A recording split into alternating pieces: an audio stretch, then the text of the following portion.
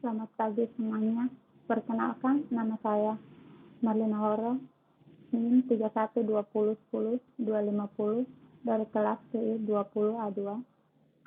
Pertama-tama saya panjatkan puji dan syukur atas berkat anugerahnya masih diberikan kesehatan. Yang terhormat Bapak Dosen Dr. Andes Muhtajidin Eskom Mkom selaku dosen pengampu mata kuliah Bisnis Elektronik dan teman-teman yang saya banggakan. Izinkan saya mempresentasikan tentang e-commerce atau e-business. Pengertian e-commerce atau dan e-business. E-business memungkinkan transaksi dan proses dalam perusahaan secara digital, melibatkan sistem informasi bawah kontrol perusahaan. E-business tidak termasuk transaksi komersial yang melibatkan pertukaran nilai melintasi batas-batas organisasi. E-business mencakup seluruh kegiatan atau usaha yang dilakukan dengan bantuan media digital atau elektronik. E-commerce menggunakan internet, web, atau media elektronik lainnya untuk transaksi bisnis. E-commerce memungkinkan terjadi transaksi komersial antara organisasi maupun individu. E-commerce termasuk proses penyebaran, pembelian, penjualan, pemasaran barang dan jasa melalui sistem elektronik seperti internet atau televisi, www, atau jaringan komputer lainnya.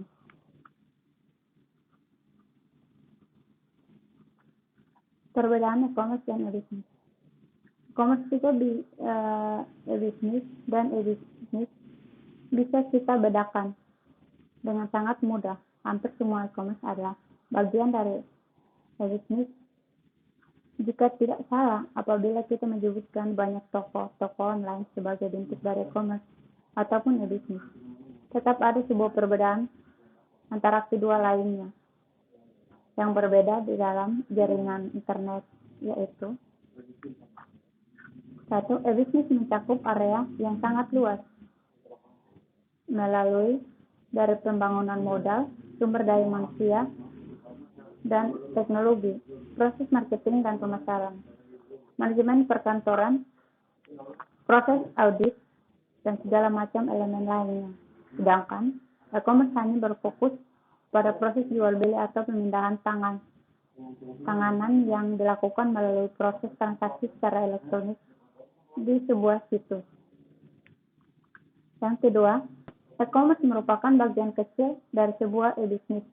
Ibaratnya, apabila kita ibaratkan sebagai tubuh manusia, e-business adalah seluruh tubuh manusia, sedangkan e-commerce hanyalah bagian tangan kiri atau tangan kanan manusia saja. E-commerce hanya membutuhkan spesifikasi dan juga kemampuan analisis dari segi penjualan dan transaksi saja. Sedangkan e-business membutuhkan pertimbangan matang dan berbagai aspek, melalui dari aspek pemasaran, produksi, dan sebagainya. E-commerce hanya berfokus kepada proses jual beli dan atau menukar barang atau jasa melalui jaringan komputer, termasuk internet. E-commerce terbagi dalam berbagai jenis, antaranya yaitu business to consumer atau B2C, business to business atau B2B, consumer to consumer,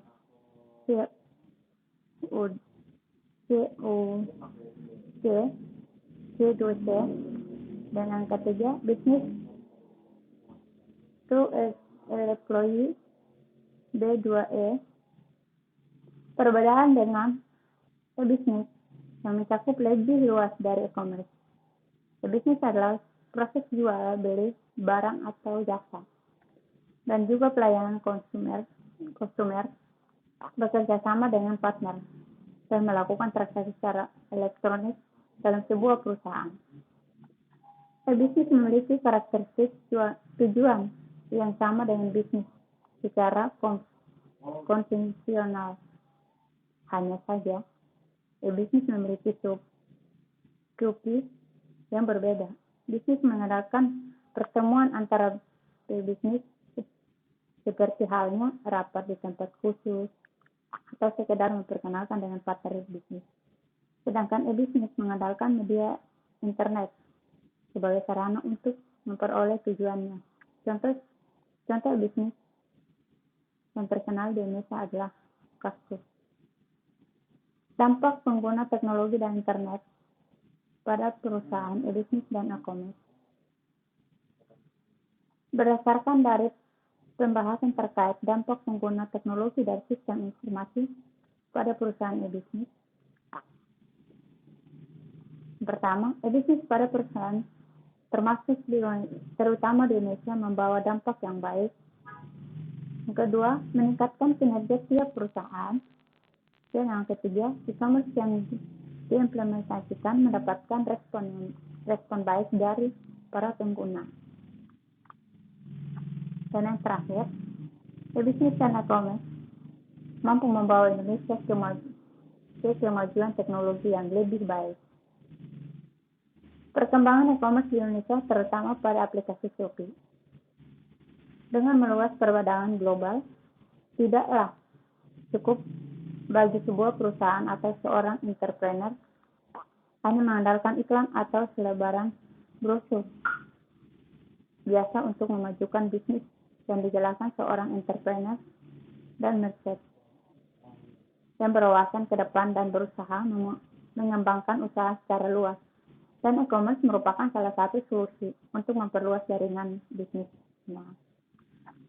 Penerapan elektronik e-commerce bermula di awal tahun 1970-an dengan adanya inovasi elektronik fund transfer atau EFT.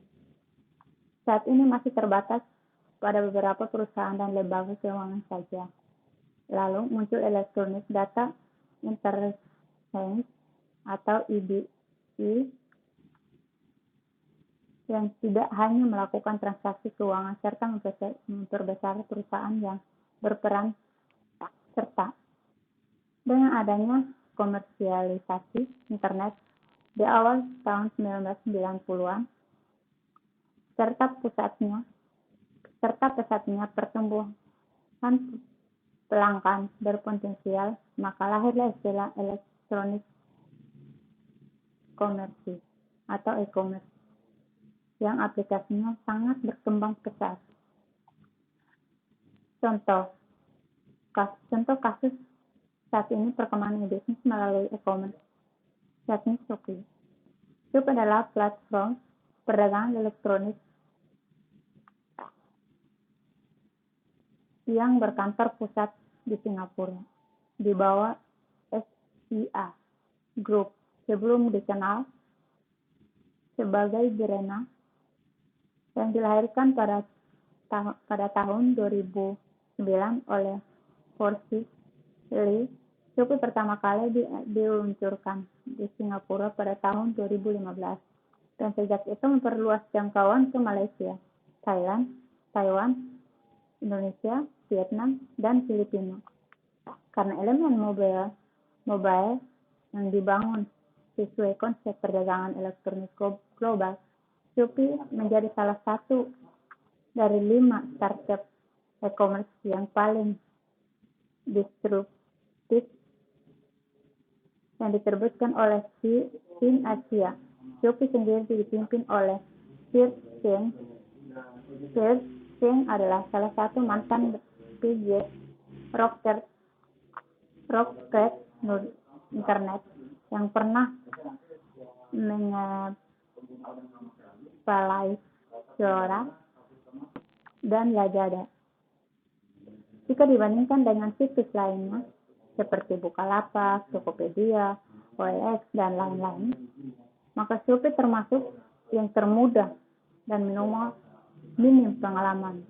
Namun dengan promosi yang lancar, mampu berdiri sejajar dengan pesaing-pesaing terdahulunya tersebut. Shopee sendiri merupakan bagian dari e-bisnis dan e-commerce yang saat ini sedang naik daun.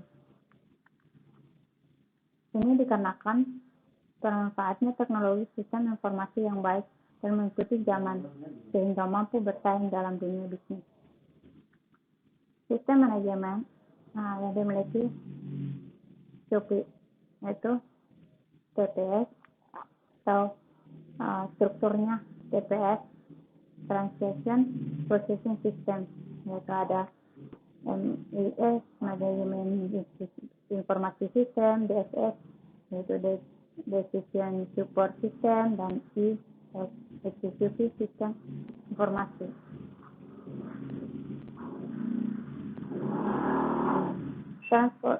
Transaction Processing System atau TPS.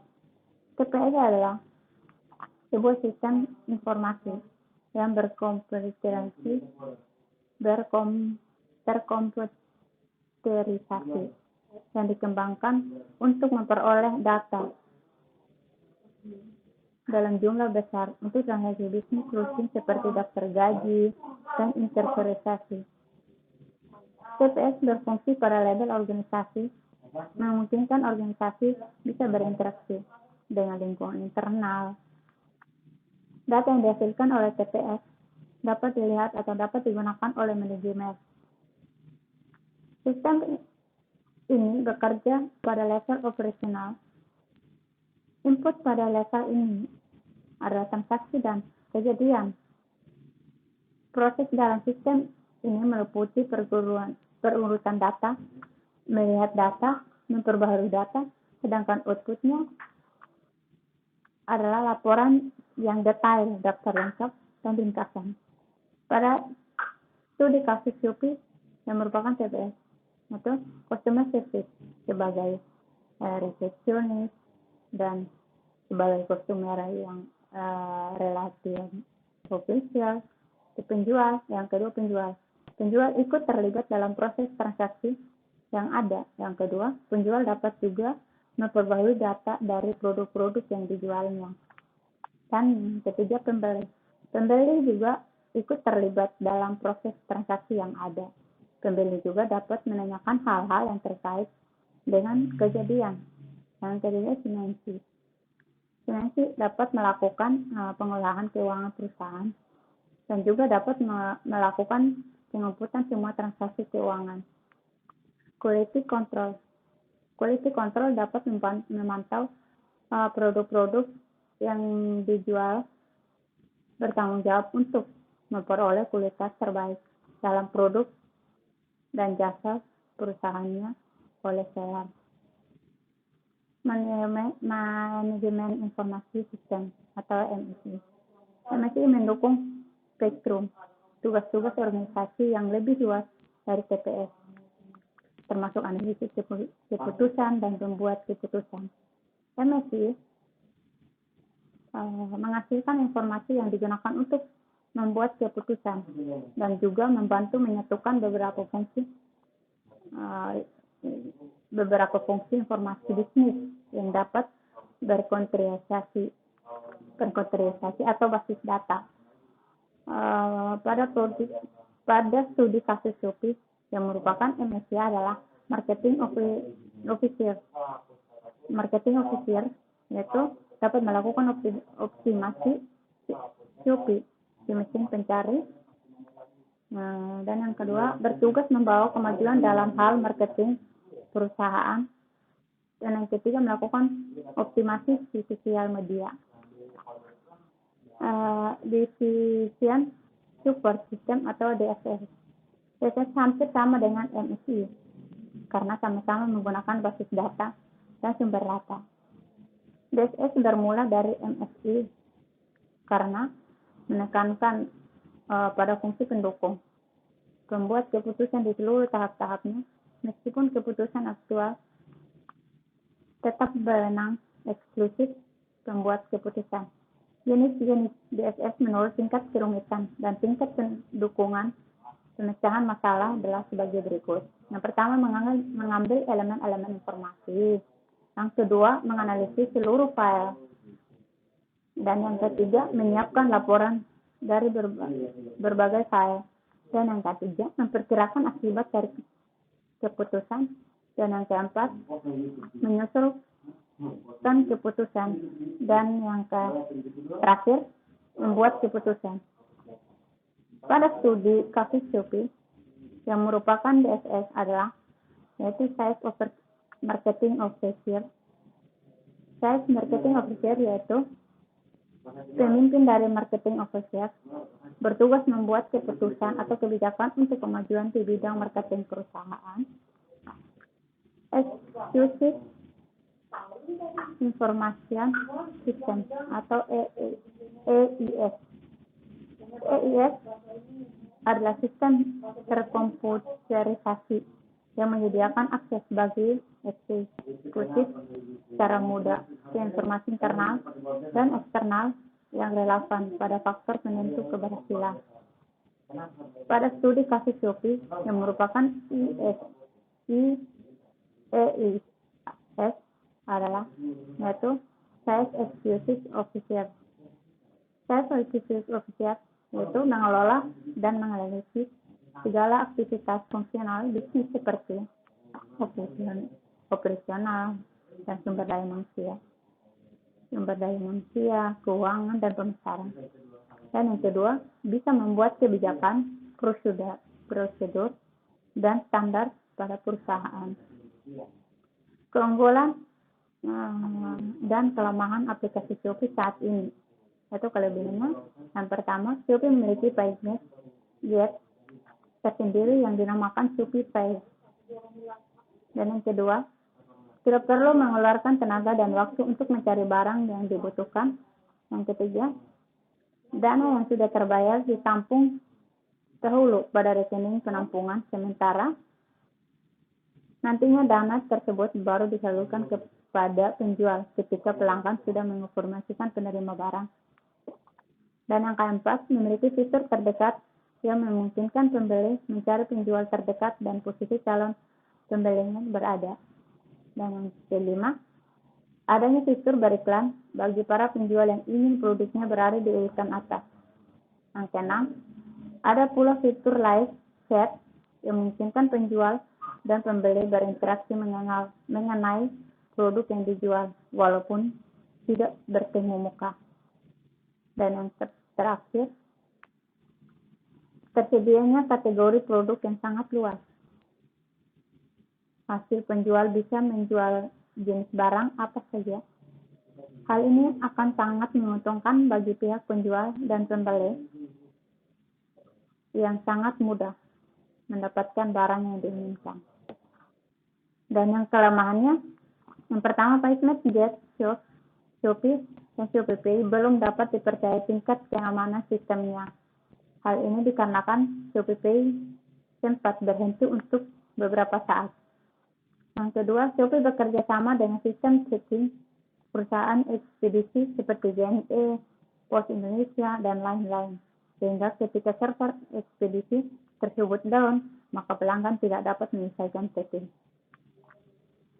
Yang ketiga, terlalu mudahnya seseorang untuk mengapply diri sebagai penjual.